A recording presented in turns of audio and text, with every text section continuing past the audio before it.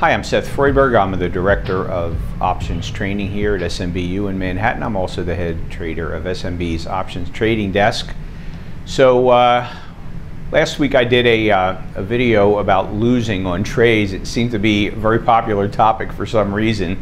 I was surprised, got a lot of good feedback. Options income traders don't like when the Dow opens down 1,000 and the SPX opens down 100.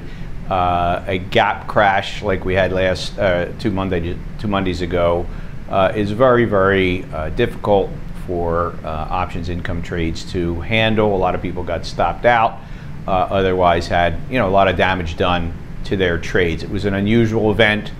It was a once in every 3-4 year kind of an event, but it happened. And I always take losing months as very, very rich in lessons.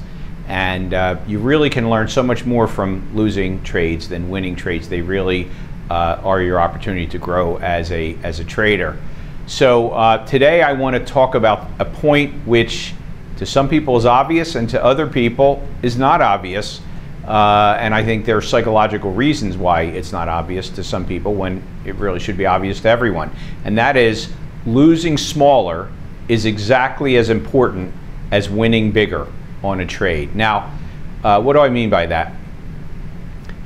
Most people who are traders of any type you love to brag about the trades that they made money on. You go to a cocktail party or a bar and you brag about your winning trades and how much you made. Very few people brag about their losing trades.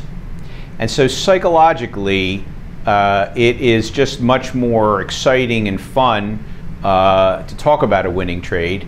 And most people really would like to obscure the fact that they had a losing trade at all. And that's why you hear about many more winning trades than you do losing trades. Because it's, from an ego standpoint, much more gratifying to talk about a winning trade, people tend to focus on winning.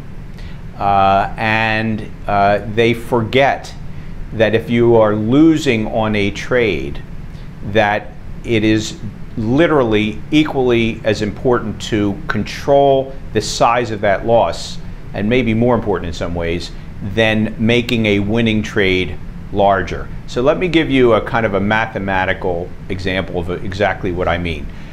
Take a look at this example, and it's literally, I just made the numbers up, but I made them up based on realistic experience. If you're an options income trader, to make a 36% return a year, if you can do that on any kind of consistent basis, you're pretty good. And you will most likely win, let's say, 10 times out of the year, lose 2 times out of the year. Some years you'll make money every single month, other years you'll lose money 3 months. If you lose money 4 months, you're probably losing money or just barely breaking even or making a little bit of money, but it's not worth your effort. So I would say 3 or under is sustainable.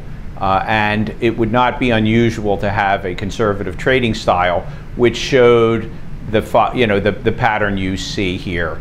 January 3%, February 4%, March 5%, April 7%, May minus 9%. A bunch of small wins, June, July, August, September a small loss, October a nice big win, and November, December sort of normalish kinds of wins, 4 and 5%. That adds up to 36%. It could add up to any number, but in this case it adds up to 36%. So let's talk about that as a kind of a typical year for a pretty good options income trader. Now let's take a look at that same year, except make the biggest loss, the biggest gain, the October gain, make that a 12% month instead of an 8% month, up 4%. Well, your annual return in that case goes to 40%. So that's a real good year for an options income trader that's a competent trader. Now let's take a look at another hypothetical, which is the exact same example as the very first hypothetical pattern of returns for 12 months in a year. But in this case, instead of increasing any of the winning months, all we did was go in and reduce the 9% loss in May down to a 5% loss. That also gets you a 40% return. In other words, losing less was exactly as powerful as winning more. And so you're not going to hear in a bar anybody bragging about, hey, I lost 5% this month, but I could have lost 9%. But that same guy would be very happy to say, hey, I was headed towards an 8% gain, but I decided to stay in, roll the dice a little bit, and I ended up with 12%. And he's going to brag about that one. He's not going to be bragging about the minus 9 going to -5. But in fact, economically, it was exactly as powerful as making the October month more profitable. So this is a really important point to remember. When you're down money on a trade, you can do two things. You could just bail out, which usually feels the best psychologically, or in an options income trade, as you know, time is your friend. Time decay is your friend, and therefore, if you're down money, but you hang in there and you structure your trade and probably restructure it properly, you can really heighten your chances of getting that big loss down to a smaller number. Remember, many big losses occur when there's a big sell-off, a big shock in the market. Options volatility shoots up, and your trades are going to be down a lot of money, largely because of volatility. Well, when that volatility comes out of the market and time passes, you get close to expiration, you got a chance for that loss to evaporate. So if you can get your 9% loss down to a 5% in a year, all other things being equal, that's fantastic. That's an outstanding improvement in your annual P&L, even though you will show red ink for that month at the end. This is a really important point. A lot of people think, what the heck? I lost the trade, I'm out of here. I'm just going to shut it down, when in fact there was a very, very reasonable path to closing it at quite a bit less of a loss, but they didn't take that path because they can't brag about losing smaller.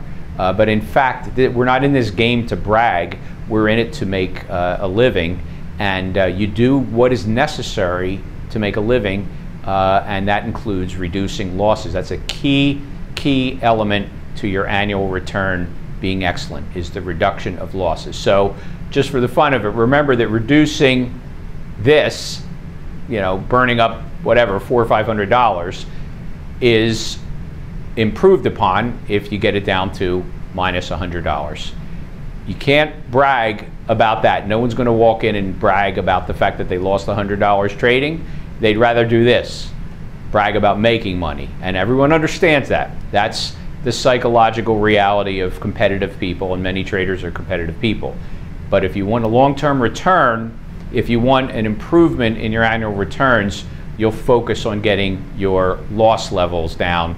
That, in the long run, will be at least as powerful, and sometimes more powerful, than increasing a winning trade. So keep that in mind. There's no form of trading where you're not going to have losses. You're going to have loss in every single form of trading. What separates the men from the boys or the women from the girls is the ability to control yourself during a losing trade. Keep the trade under control, even though it's guaranteed to be a loss. Keep it under control. Finesse your way out of it at the lowest possible cost to you for that month, and that will really improve your returns in the long term. So keep that in mind, and we'll see you next week.